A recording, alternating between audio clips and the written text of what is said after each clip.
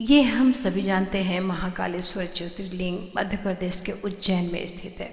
कहते हैं पृथ्वी पर महाकालेश्वर ही मान्य शिवलिंग है।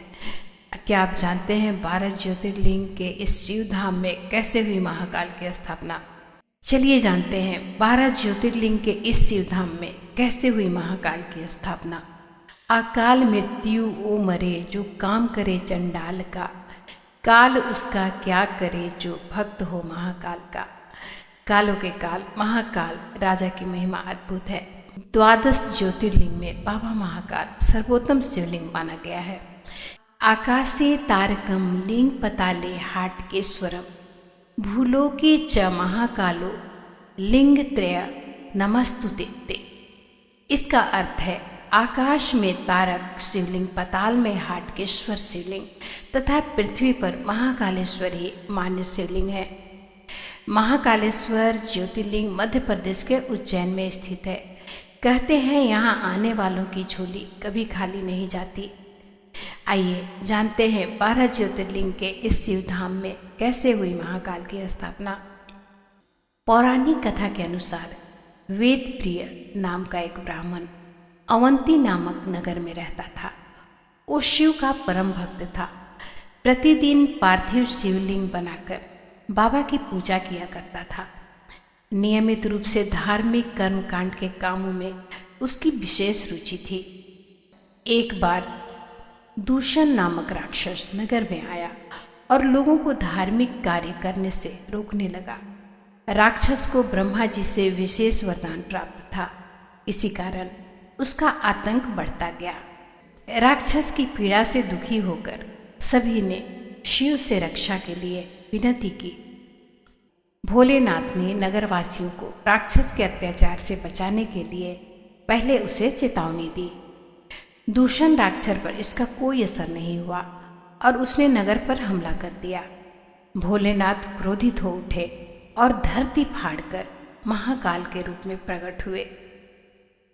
शिव ने अपने हुंकार से राक्षस को भस्म कर दिया।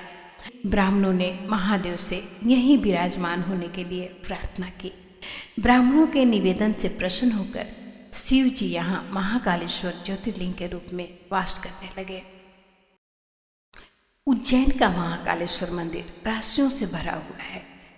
एक के बाद एक ऐसे रहस्य हैं जिसे जानकर भगवान भोले के भक्त आश्चर्यचकित रह जाते हैं। आज हम आपको ऐसे ही रहस्य बताने जा रहे हैं जिसे जानकर आप भी चौंक जाएंगे। तो आइए जानते हैं इन रहस्यों के बारे में। इस रहस्यमयी मंदिर के दर्शन करने तो लोग दूर दूर से आते हैं। ऐसी मान्यता है कि यहाँ के राजा स्वयं महाकाल हैं। इसलिए जब कोई शासक यहाँ रुकता है तो उसकी सत्ता चली जाती है। पौराणिक कथाओं के अनुसार राजा विक्रमादित्य के समय से ही कोई राजा यहाँ नहीं रुकता। भारत के चौथे प्रधानमंत्री मोरारजी देसाई एक बार यहाँ रात में रुके थे। अगले दिन उनकी सत्ता चली गई थी। स्वयंभू है यहाँ की शिवलिंग। इसका मतलब ये है कि भगवान शिव खुद उस स्थान पर निकले हैं।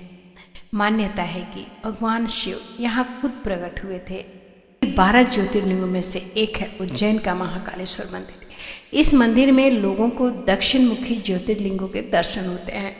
महाकालेश्वर मंदिर मुख्य रूप से 3 हिस्सों में बटा हुआ है, जिसके ऊपरी हिस्से में नाग चंद्रेश्वर, नीचे ओंकारेश्वर और सबसे नीचे महाकाल मुख्य ज्योतिर्लिंग के रूप में विराजित नजर आते हैं। यहाँ भगवान शिव के साथ गणेश, कार्तिक और माता पार्वती की मूर्तियां के भी दर्शन होते हैं। इस मंदिर को लेकर कई मान्यताएं हैं। इसी के साथ मंदिर से जुड़े कुछ रहस्य भी हैं। अगर आप इस बार महाशिवरात्रि के दौरान महाकाल दर्शन करने के बारे में सोच रहे हैं तो जाने से पहले यहाँ से जुड़ी कुछ बातें जान लीजिए। मंदिर के पास एक कुंड है। ऐसा माना जाता है कि इसमें नहाने से सभी पाप धुल जाते हैं। मान्यताओं के मुताबिक उज्जैन महाकाल के प्रकट होने से जुड़ी एक कथा है। उज्जैन को प्राचीन काल से धार्मिक नगरी कहा गया है। आज भी यहाँ दूर दूर से लोग दर्शन करने के लिए आते हैं। महाकाल की भस्म आरती के दुर्लभ पलों को देखने का अवसर आपको यहाँ ही मिलेगा। माना जाता है कि इस आरती को देखने मात्र से ही लोगों के कष्ट दूर हो जाते हैं। इसके बिना आपके दर्शन पूरे भी नहीं होते हैं। हम भी जानना चाहते हैं भस्म आरती आखिर है क्या। भस्म को सृष्टि का सार माना जाता है। ऐसे में भगवान शिव इसे हमेशा धारण किए रहते हैं। हर सुबह महाकाल की भस्म आरती से श्रृंगार किया जाता है और उन्हें ऐसे जगाया जाता है जैसे सालों पहले की बात करें तो शमशान से भस्म लगाने की परंपरा थी। हालांकि पिछले कुछ सालों में अब कपिला गाय के गोबर से बने कंडे, शमी, पीपल, पलास, बर्ड, अमलतास और बेर की लकड़ियों को जलाकर भस्म को तैयार किया जाता है। फिर इसे कपड़े से छानने के बाद इस्तेमाल किया जाता है। भस्म आरती के पीछे मान्यता है कि भगवान शिव शमशान के साधक हैं। इस कारण से भस्म को उनका श्रृंगार माना जाता है। इसी के साथ कहते हैं कि ज्योतिर्लिंग पर चढ़े भस्म का प्रसाद खाने से रोग दोष से मुक्ति मिलती है। नियमों के मुताबिक महिलाओं को आरती के समय घूंघट करना होता है क्योंकि महिलाएं इस आरती को नहीं देख सकती। इसके अलावा आरती के दौरान पुजारी भी एकमात्र धोती में आरती करते हैं। दूसरे किसी भी तरह के कपड़ों को पहनने की मनाही है। इस ज्योतिर्लिंग की कथा पुराणों में इस प्रकार वर्णित है। प्राचीन काल में उज्जैनी में राजा चंद्रसेन राज्य करते थे। वह परम शिव भक्त थे। एक दिन श्रीकर नामक 5 वर्ष का एक गोप बालक अपनी माँ के साथ उधर से गुजर रहा था। राजा का शिव पूजन देखकर उसे बहुत विस्मय और कौतूहल हुआ। वह स्वयं उसी प्रकार की सामग्रियों से शिव पूजन करने के लिए लालायित हो उठा। सामग्री का साधन न जुटा पाने पर लौटते समय उसने रास्ते से एक पत्थर का टुकड़ा उठा लिया। घर आकर उसी पत्थर को शिव रूप में स्थापित कर पुष्प, चंदन आदि से परम श्रद्धापूर्वक उनकी पूजा करने लगा। माता भोजन करने के लिए बुलाने आई, किंतु वह पूजा छोड़कर उठने के लिए किसी भी प्रकार से तैयार नहीं हुआ।